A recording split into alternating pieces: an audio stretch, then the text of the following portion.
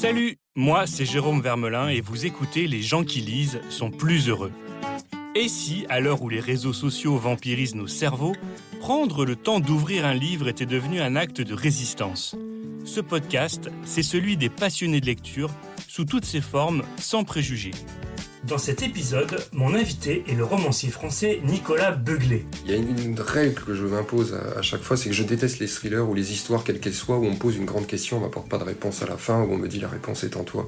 C'est terrible ça, c'est avec ces grands enjeux. Donc je ne commence jamais un livre sans avoir la fin, et si la fin me paraît bonne, satisfaisante, enthousiasmante, elle va dicter tout le livre et je vais commencer le livre. Parce que je sais qu'au début je vais poser des questions, si possible des grosses questions, et je veux qu'à la fin vous ayez cette satisfaction. Donc, peut-être que c'est ça qui rend heureux, c'est qu'à la fin il y a une boucle, c'est qu'on se dit au moins j'aime ou j'aime pas, mais au moins j'ai mes réponses et je repars avec mon petit bagage et je vais pouvoir en faire quelque chose. En 4 ans à peine, Nicolas Beuglet est devenu la nouvelle sensation du polar français en vendant plus de 800 000 exemplaires de sa trilogie consacrée à l'inspectrice norvégienne Sarah Geringen. Il lui fait aujourd'hui une infidélité avec Grace Campbell, l'héroïne de son nouveau roman Le Dernier Message, qui vient de paraître chez IXO.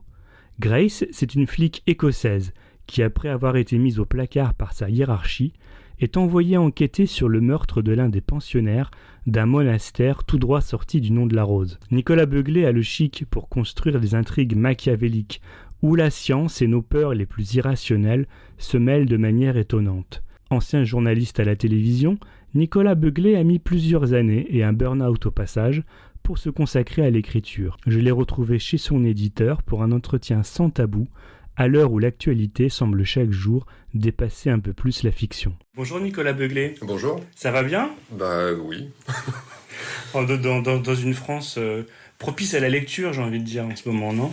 Alors oui, et en tout cas c'est ce qu'on souhaite, et d'ailleurs ça a l'air de pas mal fonctionner d'après ce que j'ai vu, même en Europe, les chiffres de vente de livres ont l'air de monter, donc nous on était tous inquiets en tant qu'auteurs, et puis finalement ça a l'air d'être un bon remplacement au moment peut-être de, pas d'ennui, mais on va dire de temps libre qu'on a un peu en ce moment.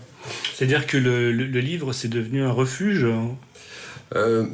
Je pense qu'on a redécouvert que la série télé, au bout d'un moment, ça faisait mal à la tête, peut-être, ou que ça commençait à nous saturer et que ça nous faisait pas le même effet qu'un livre en termes d'évasion, parce que, voilà, on construit jamais aussi bien un univers imaginaire que nous-mêmes, sans qu'on nous l'impose avec l'image.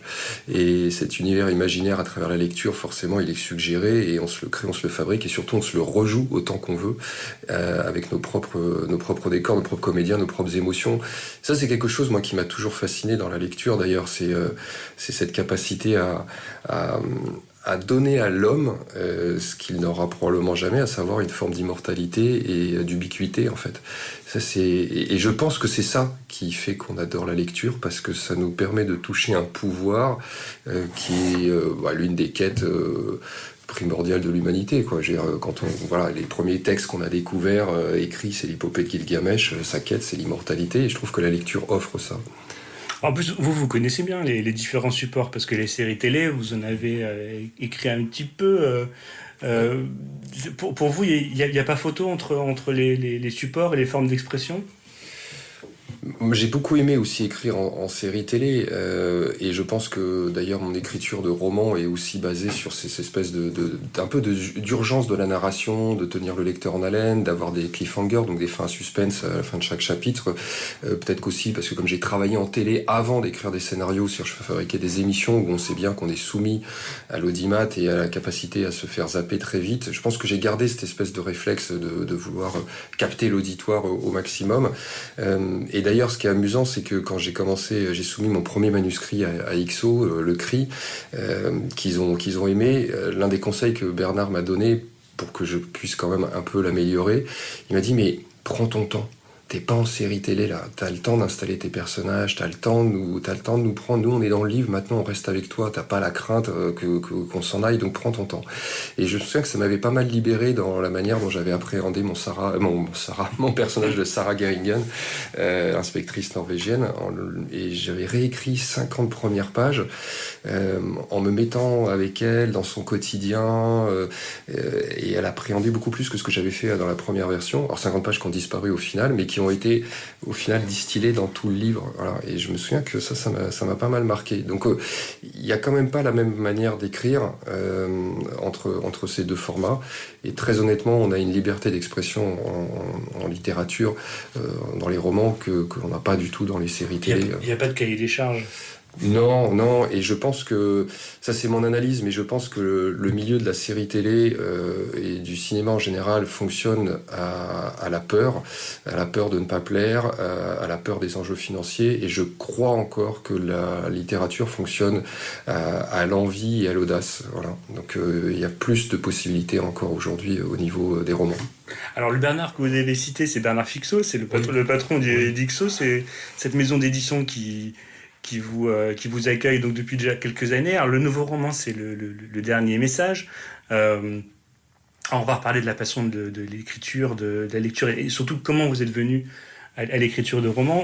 Je veux qu'on parle de cette nouvelle héroïne, Grace Campbell. Alors déjà, pourquoi une nouvelle héroïne ? Parce que je pense que Sarah était épuisée à la fin des 3 précédents. C'est vrai, vous lui avez fait subir beaucoup de choses physiquement et psychologiquement. Oui, mais alors voilà, elle a suivi quand même une arche et un cheminement qui fait que j'espère qu'à la fin de l'île du diable, qui est donc le 3e tome de ses histoires et de ses enquêtes, elle est en partie en accord avec elle-même. Elle a résolu des tas de complications dans sa vie, des nœuds. Et même si le livre se termine sur un choix cornélien, je pense que je l'ai laissé en mesure de faire le bon choix quel qu'il soit. Voilà, c'est la sensation que j'ai eue d'avoir conduit là où il fallait pour qu'elle soit libre. Donc je pense que voilà, j'avais besoin de changer, et j'ai fait la rencontre de Grace. Alors c'est pas un artifice que de dire j'ai fait la rencontre de Grace, c'est que vraiment ça se passe comme ça. Et comme pour Sarah, je suis tombé amoureux d'elle, et j'entends de manière littéraire, et je suis convaincu qu'il faut tomber amoureux de ces personnages, parce qu'on va passer beaucoup de temps ensemble et qu'on va pas forcément s'entendre aussi bien, que ça va être des moments difficiles, et que si on n'est pas amoureux, on se sépare et il n'y a pas de livre. Donc je pense qu'il faut ça. Et Grace, elle est apparue de manière beaucoup plus... elle est plus en rondeur, elle a plus de failles, on va dire, physiques aussi, par rapport à Sarah, qui était très athlétique et autres. Grace, c'est une ancienne personne obèse qui a eu des problèmes très compliqués dans sa vie, qu'on découvre en filigrane dans le dernier message. Et là, elle remonte la pente, elle va un peu mieux, elle s'est refait une silhouette un peu plus athlétique pour son métier, mais elle a encore ses ersatz d'une personne qui était soumise à un poids un peu important, mais ce qui fait qu'au final, elle ressemble à quelqu'un de normal, tout simplement. Et moi, j'avais envie de ça, j'avais envie d'une personne plus accessible, plus en chair, plus empathique aussi immédiatement, mais qui cultive toujours une part de mystère aussi sur son passé. Ça veut dire que vous avez écrit une sorte de biographie du personnage déjà, comme pour Sarah avec ses 50 pages. Il y a une sorte de petites bio cachées que vous pourriez distiller au fur et à mesure d'autres romans. Je pense que c'est un plaisir des auteurs de savoir que nous, on sait des choses que vous, lecteurs, vous ne savez pas encore. Je pense ça fait partie de ce plaisir-là. Et aussi de savoir que le personnage lui-même n'a pas encore tout dit, même à l'auteur. Donc c'est bien de se réserver une part de mystère. Je pense que c'est une fois encore pareil qu'une relation amoureuse. Je pense que ce qui est excitant aussi, c'est de pas tout connaître de l'autre, et de connaître suffisamment de choses pour avoir envie de savoir la suite. Et je pense qu'un des couples qui fonctionnent bien, c'est aussi des couples qui ont chacun une partie de vie, une partie d'univers personnel qui n'est pas complètement en symbiose toujours avec l'autre. Et finalement, l'auteur avec son personnage, je pense qu'il y a un peu de ça. Donc oui, je connais une grosse partie de ce qui lui est arrivé à Grace, et de ce qui va lui arriver en partie, mais j'ai pas encore tous les détails. Voilà. Elle a le droit de pas tout dire tout de suite, quoi. Votre compagne, elle n'est pas jalouse de vos héroïnes ? Vous m'en parlez comme si vous les connaissiez intimement. Non, mais c'est pour ça que je dis bien que j'en suis tombé amoureux de manière littéraire. Voilà. Donc je suis pas quand même complètement l'artiste perché. Voilà. Puis en plus, je me vois pas comme artiste, je me vois vraiment comme un fabricant et un conteur. Ouais. Donc non, Caroline, ma femme, est la première lectrice déjà, et elle a ce regard, peut-être que Grace a un peu d'elle aussi, parce que ma femme a un regard assez bienveillant et plutôt enveloppant, et qui fait que pour un auteur c'est très agréable, parce que on est toujours dans le doute au début, quand on écrit, on a un peu peur, on a surtout peur du jugement, et je sais que même si elle trouve pas ça formidable, elle saura me le dire comme il faut, et sans que ça me blesse, sans que ça me casse. Voilà, donc moi je suis assez fragile sur les premiers moments d'écriture, et c'est d'ailleurs pour ça que je ne fais pas lire mon manuscrit généralement avant qu'il soit terminé à mon éditeur. J'ai vu une petite vidéo sur internet où vous écrivez, votre femme et vos enfants essaient de venir essaient de regarder et vous dites non. Eh oui, alors déjà mes filles elles ont 7 et 9 ans donc il n'est pas question qu'elles sachent. Il n'est pas question qu'ils sachent. Alors elles ont compris de quoi ça parlait en gros, mais bon, je rentre pas dans le détail, et surtout il y a quand même les livres qui traînent à la maison, donc de temps en temps elles peuvent voir la 4e de couve. Et c'est la grande qui m'a dit, Eva, mais pourquoi il y a toujours des meurtres dans tes livres, papa? Alors, ça paraît simple à expliquer, mais à son enfant de 10 ans, c'est plus compliqué. Mais bon, j'ai réussi à lui parler du mystère, du suspense, etc. Donc ça va à peu près. Et ma femme, non, elle a accès à tout, mais pareil, ce que je veux, moi, c'est quand j'écris, je pense à quelqu'un. Voilà. Je pense au moins à 2-3 personnes au départ, qui sont mes primo-lecteurs, et c'est pour eux que j'ai écrit au départ. Il y a des gens qui arrivent à écrire comme ça pour eux-mêmes, déjà, ou de manière absolue. Moi, j'ai besoin de savoir que ça va être lu, généralement, parfois dans la journée, ou le lendemain. Voilà, j'ai besoin de ça. Donc ma femme y a accès, mais pas tout de suite. Voilà, je lui dis pas tout non plus, parce que sinon, j'ai rien à lui raconter après. Voilà.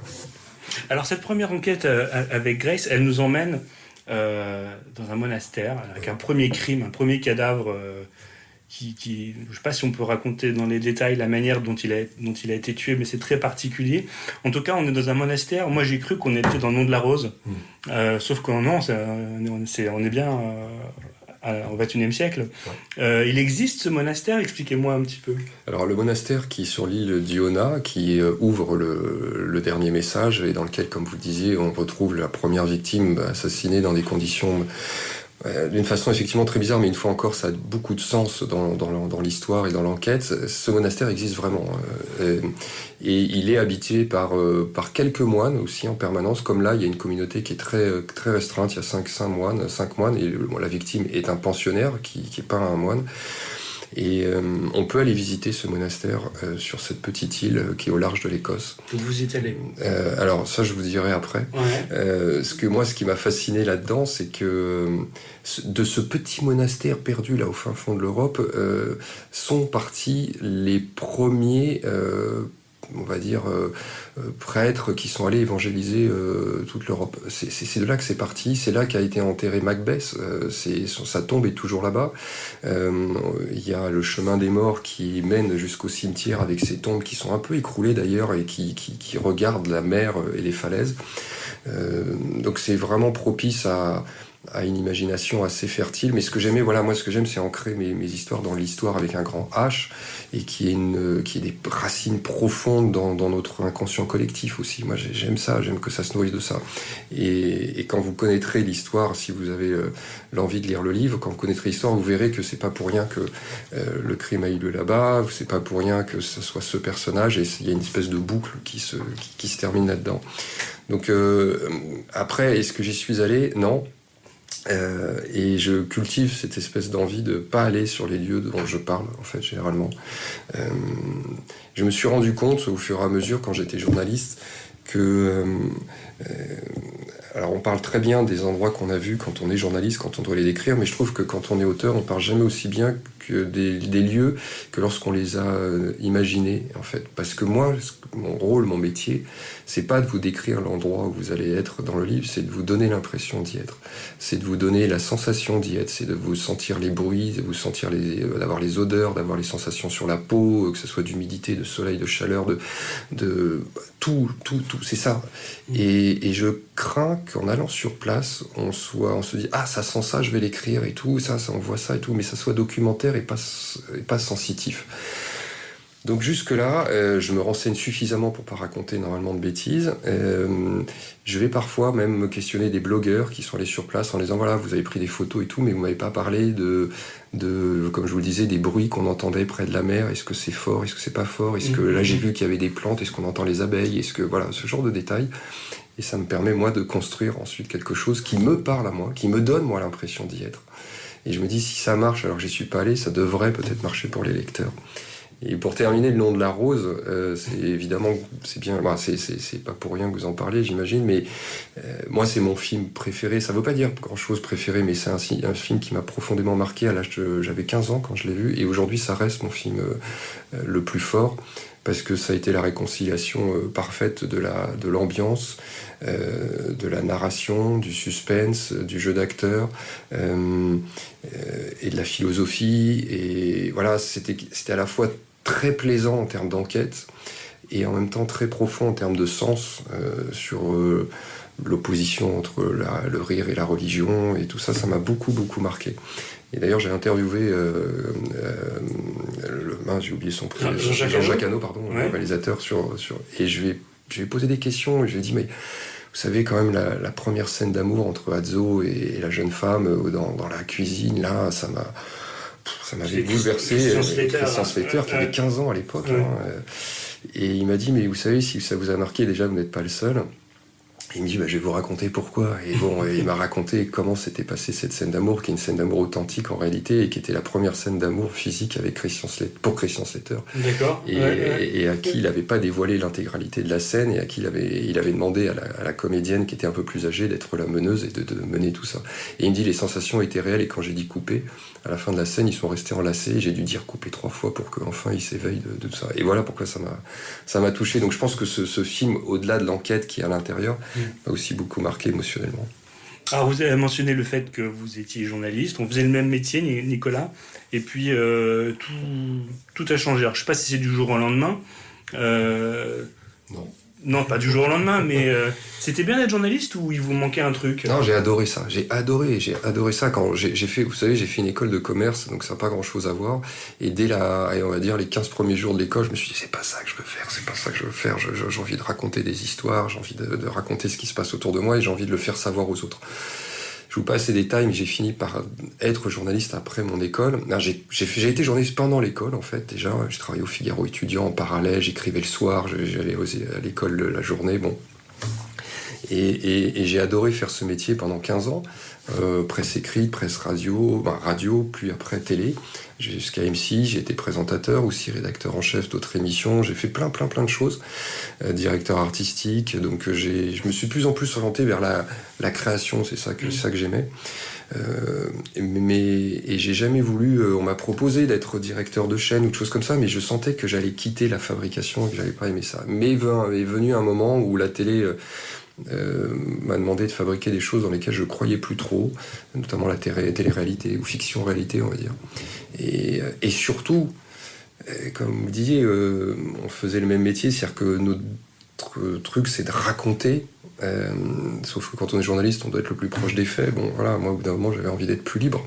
Mais c'est le même métier. Les Américains disent give me a story, donne-moi un article. Et nous, on dit un article, mais c'est une story, après tout. Donc j'avais envie d'avoir cette liberté de conscience, de pouvoir raconter ce que je voulais sans le devoir journalistique d'être proche, d'être dans la vérité le plus possible, en tout cas.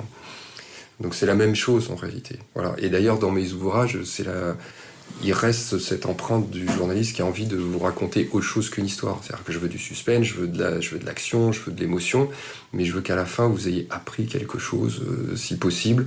Donc c'est pour ça que c'est toujours basé sur des faits réels, historiques, scientifiques, sociologiques, que j'essaye de distiller dans l'histoire. C'est ça. Dans une fiction.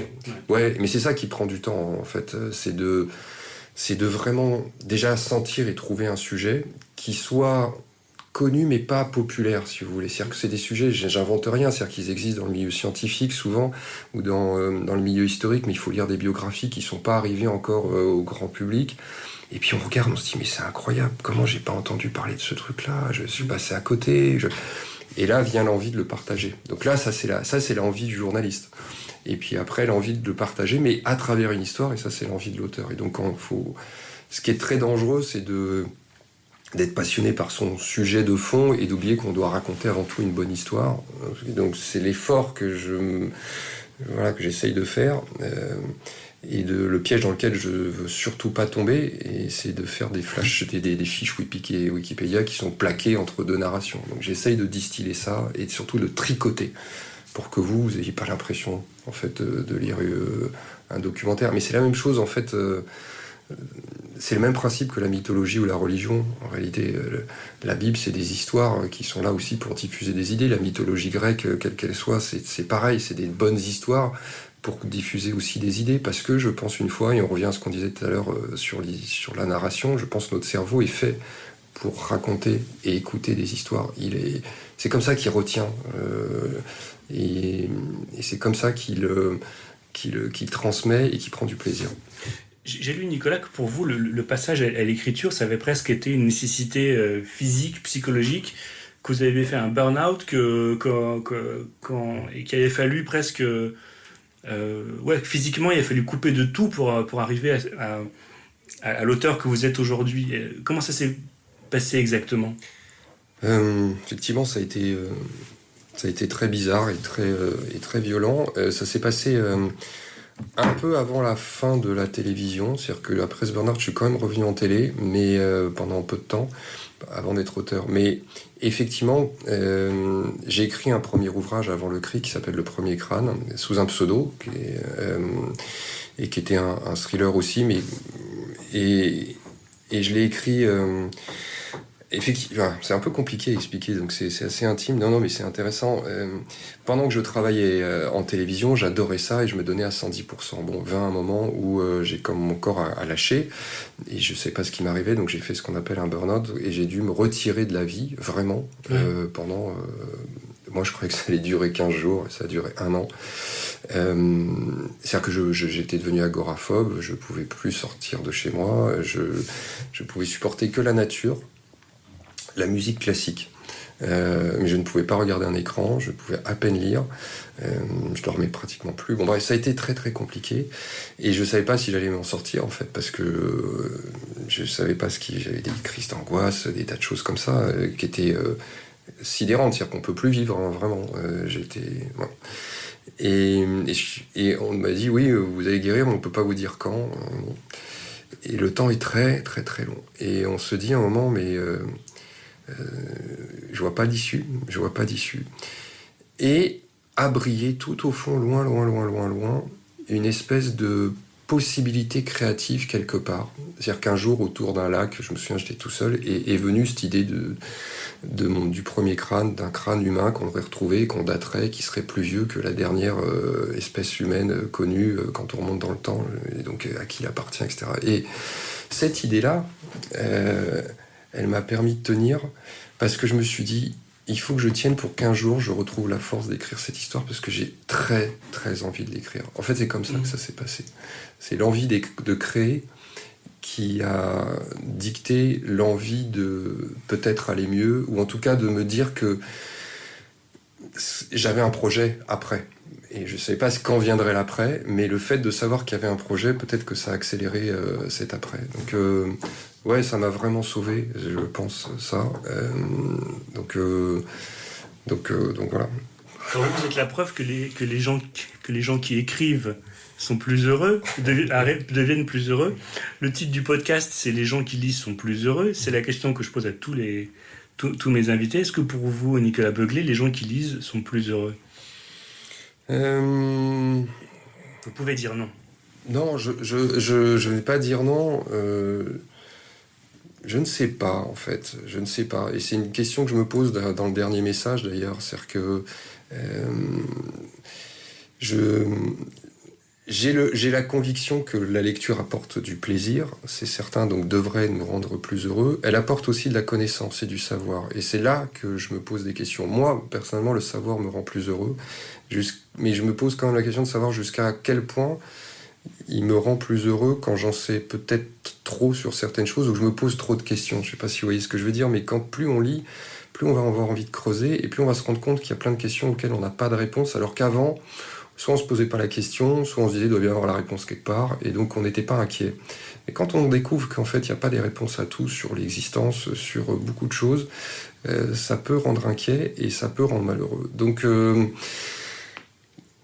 voilà ma réponse de copie de philosophie avec la thèse, antithèse, et la synthèse, ce serait de dire qu'il faut faire un pari.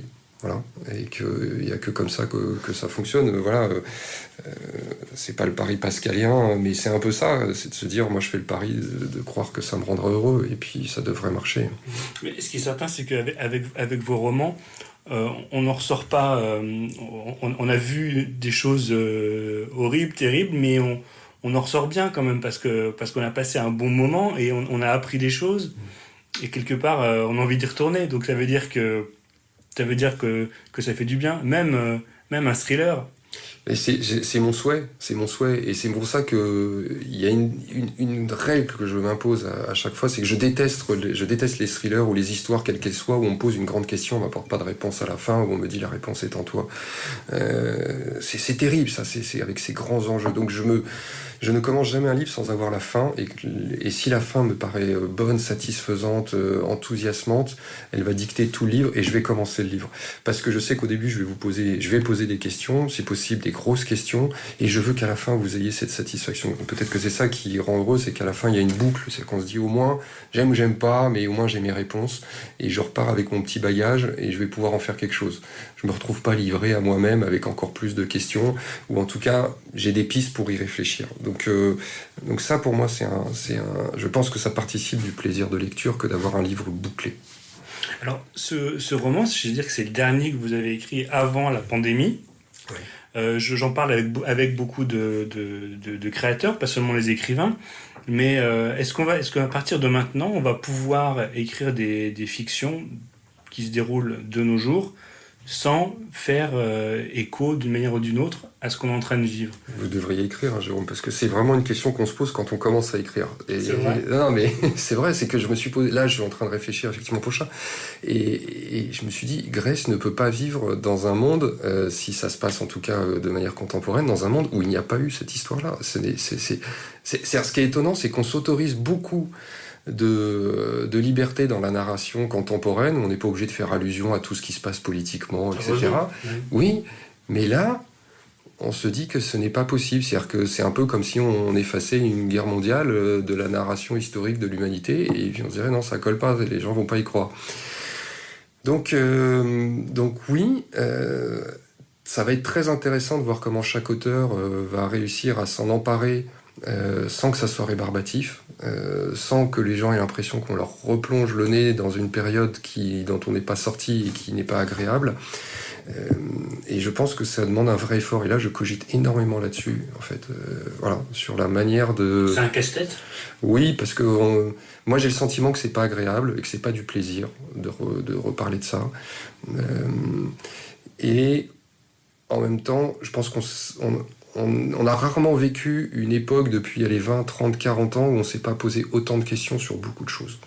Où on n'a pas remis en cause autant que ce soit la politique, que ce soit la vérité, que ce soit la science, que ce soit la presse, que ce soit notre rapport dans la société à notre voisin.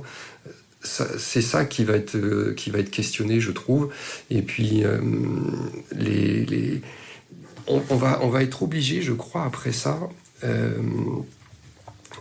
de reparler de la manière dont on est gouverné, de la manière dont on se gouverne. Ça va aller plus loin que entre guillemets, une simple pandémie. En fait, je crois qu'il va y avoir un changement vraiment épistémologique de la manière dont les peuples vont accepter ou pas de se faire gouverner ou pas. Moi, je pense qu'il y a...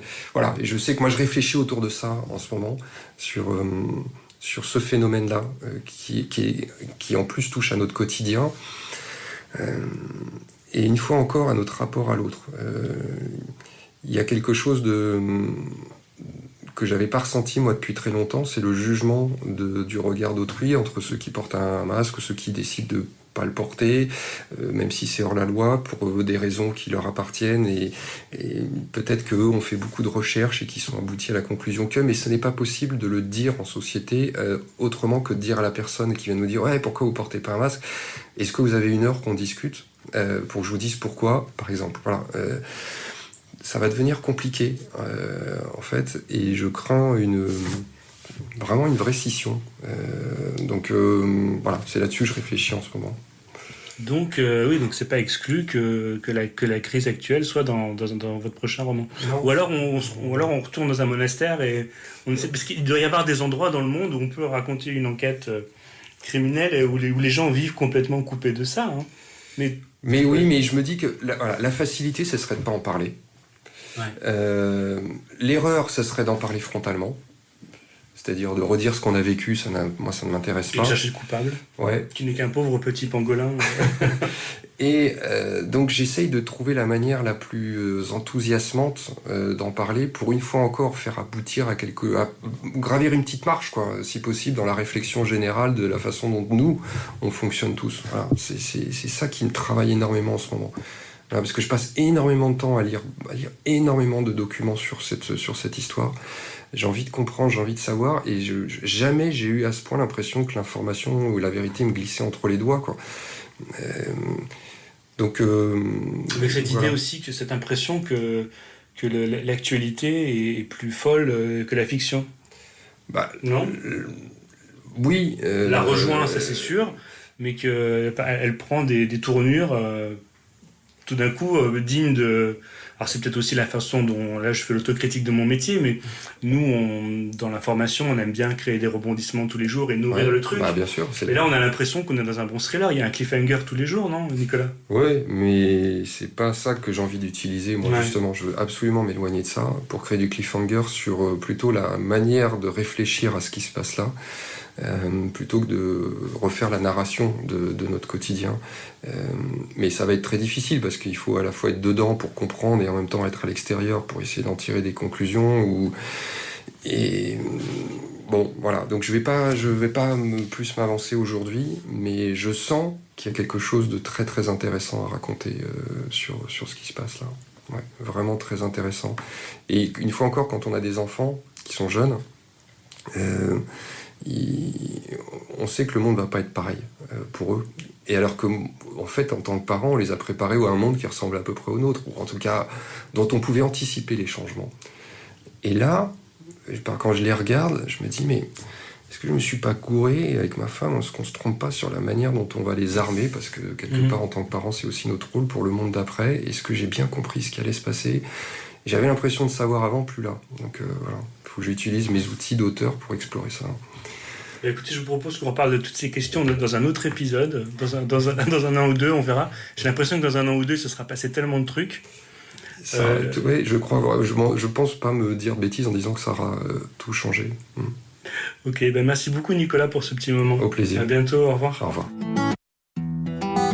C'est la fin de cet épisode. Je vous invite à le liker, à le partager et tout simplement à en parler avec d'autres passionnés de lecture comme vous. Tous les épisodes précédents sont disponibles sur les plateformes de téléchargement et sur la page spéciale qui lui est consacrée sur lci.fr. Les gens qui lisent sont plus heureux, c'est aussi un compte Instagram où vous pouvez retrouver les coulisses de chaque épisode. Je vous dis à bientôt et bonne lecture!